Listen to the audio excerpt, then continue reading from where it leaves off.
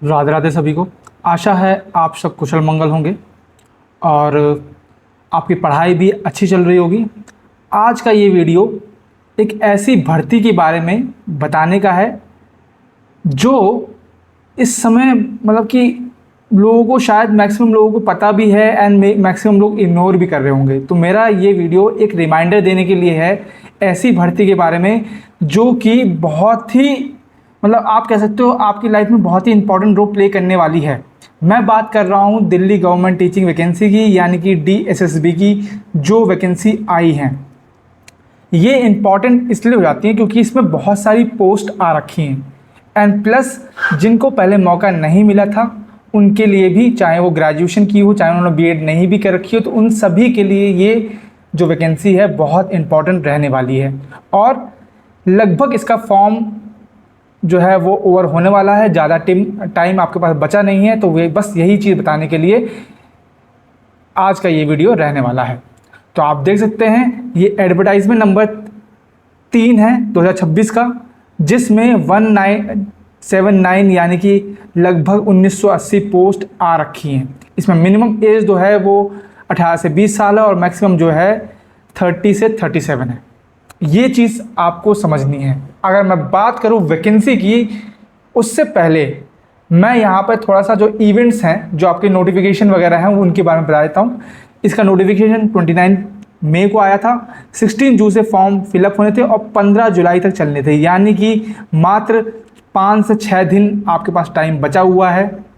And ये important क्यों है इसके लिए मैं आपको बता देता हूँ, क्योंकि वैकेंसी अभी आई है तो इसका एग्ज़ाम जो है वो एक्सपेक्टेड है कि दिसंबर और फेब में होगा, यानी कि आपके पास अच्छा खासा टाइम मिलेगा इसको प्रिपेयर होने के लिए। और इस वैकेंसी में कोई इंटरव्यू नहीं है, ये चीज़ आपके लिए बहुत ही बेनिफिशियल है, एक तरह से समझ लो बहुत ही लाभ देने वाला है, क्योंकि सीधा पेपर निकालो, मेरिट लिस्ट में आओ और जॉब पाओ, ऐसी वाली ये कहानी है।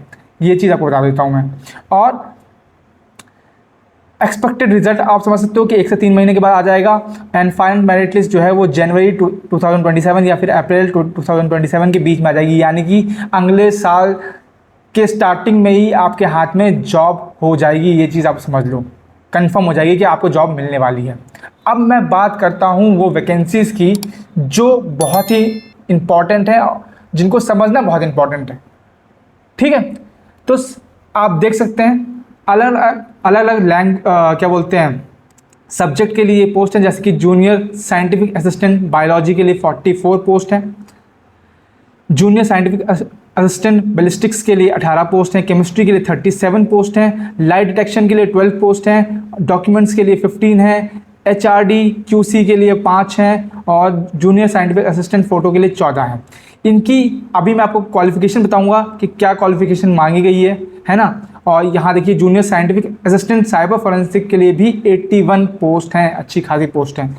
Crime scene district mobile forensic unit के लिए 46 पोस्ट हैं, फिंगरप्रिंट के लिए 1 पोस्ट है, फिजिक्स के लिए 16 हैं, हिंदी के लिए 1 है, असिस्टेंट ग्रेड 1 के लिए 4 पोस्ट हैं, IT असिस्टेंट के लिए 125 पोस्ट हैं, फिटर ग्रेड 2 के लिए जो है ये 36 पोस्ट हैं, लिफ्ट ऑपरेटर के लिए 13 हैं, असिस्टेंट ऑपरेटर के लिए 15 हैं, सब स्टेशन अप्रेंटिस के लिए 37 हैं, डेटा प्रोसेसिंग असिस्टेंट के लिए 21 हैं, डेटा एंट्री ऑपरेटर के लिए 2 हैं, TGT कंप्यूटर साइंस के लिए आप देख सकते हैं 675 पोस्ट हैं। और आपको पता है जो कंप्यूटर साइंस की जो वैकेंसी है इस बार की, उसमें B.Ed नहीं है, B.Ed चाहिए ही नहीं, मतलब कि आपके पास अगर कंप्यूटर साइंस से रिलेटेड कोई भी डिग्री है तो आप इसको अप्लाई कर सकते हैं। एंड ये वैकेंसी बहुत बड़ी है, क्यों? क्योंकि आपको पता है लास्ट टाइम जो वैकेंसी आई थी है ना, उसमें इतनी पोस्ट थी नहीं, इस बार पोस्ट भी ज़्यादा हैं। और देखो ऐसा भी नहीं है कि पिछले साल ही TGT कंप्यूटर साइंस की आ गई हो तो फिर चिंता वाली बात नहीं है, आपको पता है कितने टाइम बाद आ रही है, तो इसलिए इंपॉर्टेंट हो जाती है। डोमेस्टिक साइंस टीचर्स के लिए भी 129 पोस्ट हैं, TGT स्पेशल एजुकेशन टीचर के लिए 163 पोस्ट हैं और स्पेशल एजुकेटर प्राइमरी के लिए यहाँ पर 450 पोस्ट हैं।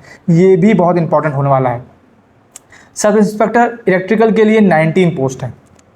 ठीक है, तो ये सारी आपकी पोस्ट हैं, टोटल जो 1979 पोस्ट हैं। और आपको पता है ये सारी की सारी जो है मतलब कि एक तरह समझ लो आपको बोनस है इस साल का ये बोनस है, क्योंकि आपको पता है कि देखो जो भी सरकारी नौकरी होती है, मैं आपको बात करूँ, चाहे एसएससी की बात करूँ, चाहे रेलवे की बात करूँ, है ना, एनटीपीसी की बात कर लूँ, आपको पता है जो एसएसबी वाली जो नौकरी होती है, सेंट्रल वाली जो नौकरी होती है, इनमें पे स्केल ज़्यादा होता है कंपेयर टू दिस, पता है। तो इसीलिए ये वैकेंसी जो है वो आपके लिए इंपॉर्टेंट होने वाली है। अब बात करूँ मैं एलिजिबिलिटी की, तो उसके लिए मैं क्या करूँगा, आप इसी के डिस्क्रिप्शन में मैं आपको नोटिफिकेशन का लिंक डाल दूंगा, ठीक है।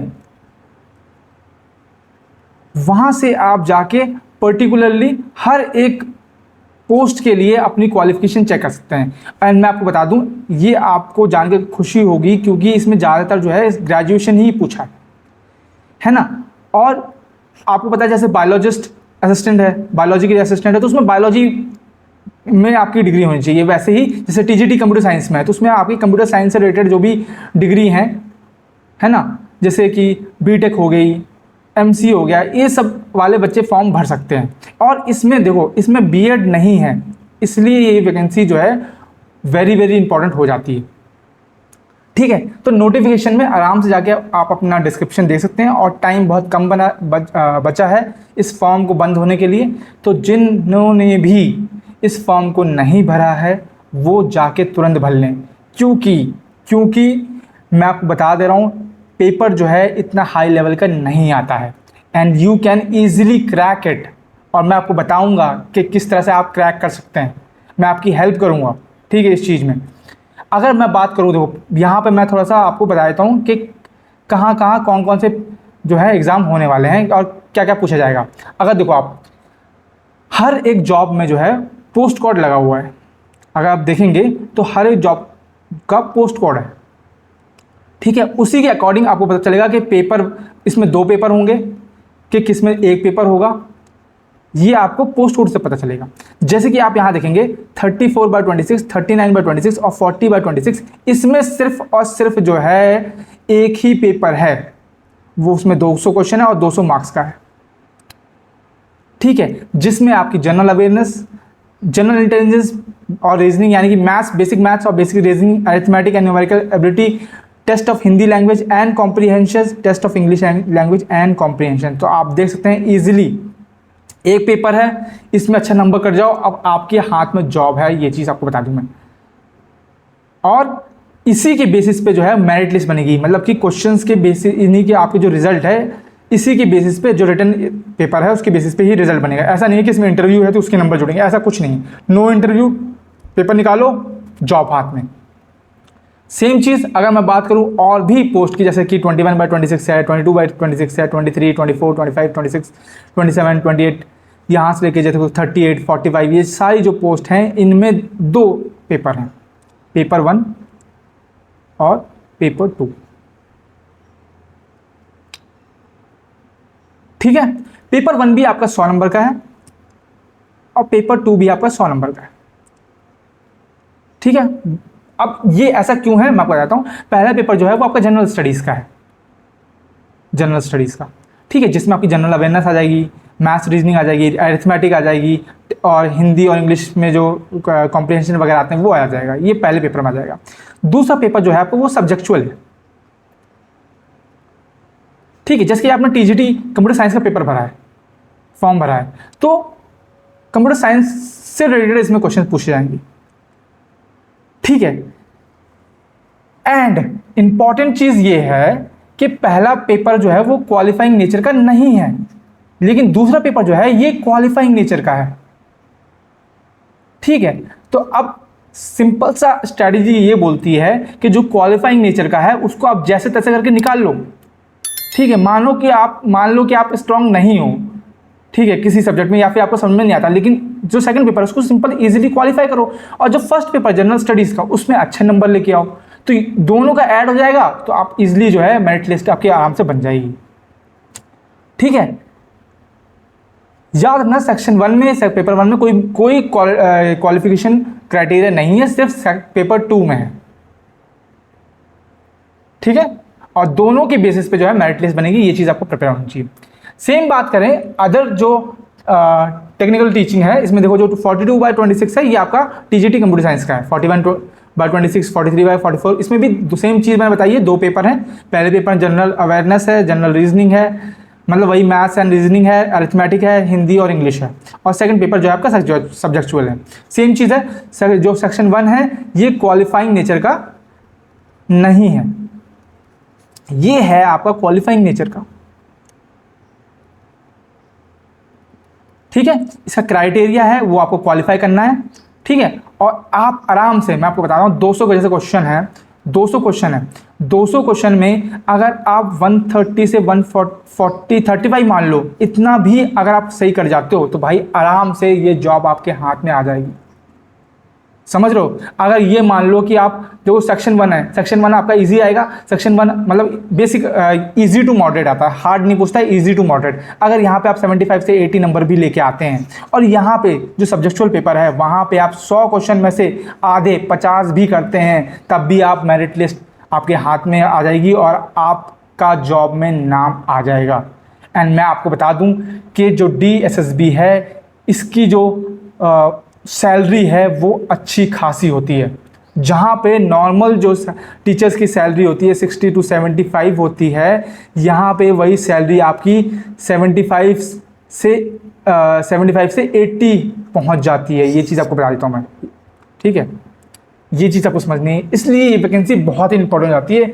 यहाँ पे जितनी भी पोस्ट है, चाहे वो असिस्टेंट की हो, चाहे वो स्पेशल एजुकेटर की हो, सबकी पोस्ट सब अच्छी खासी सैलरी है, और इसमें आपको अच्छा खासा टाइम भी मिल रहा है, 4 से 5 महीने का टाइम मिल रहा है आराम से प्रिपरेशन करने के लिए, ठीक है। और मैं इसमें आपकी दोनों में हेल्प करूंगा। मैं आपको बताऊंगा कि पेपर 1 में कहाँ से क्वेश्चन आते हैं, पेपर 2 में कहाँ से क्वेश्चन आते हैं, और किस तरह से जो है आप अपने आप को इसके लिए प्रिपेयर कर सकते हैं, ठीक है। किस तरह से जो है आप क्वालिफाई कर सकते हैं, इसमें मैं आपकी हेल्प करूंगा। तो जिन्होंने भी अभी तक ये फॉर्म नहीं भरा है वो जाके ये फॉर्म को तुरंत भरें, ठीक है, क्योंकि ये बहुत ही इंपॉर्टेंट है। ये मतलब आप एक तरह से बम्पर ऑफर समझ लो आप अपने लिए, ठीक है। तो बस यही मुझे बताना था, ये एक लास्ट रिमाइंडर था उन लोगों के लिए जिन्होंने इस वैकेंसी को देखा है लेकिन इग्नोर कर दिया है, जिन्होंने इसका फॉर्म नहीं भरा है। अभी भी 15 जुलाई तक टाइम है, आराम से जाके फॉर्म भर दीजिए, ज़्यादा इसकी फ़ीस भी नहीं है, ठीक है। और बस फिर आप प्रिपरेशन में लग जाइए, क्योंकि आपको पता है आजकल जो सरकारी नौकरी है ना, वो आप ऐसा समझ लो कि कुएं में सोना ढूंढने जैसा है, और ये सोना आपके हाथ में सीधा आ रहा है भाई, तो प्रिपेयर करो ना यार दोस्त, समझ रहे हो? तो बस यही मुझे बताना था। मिलते हैं अगले वीडियो में, तब तक के लिए राधे राधे सभी को।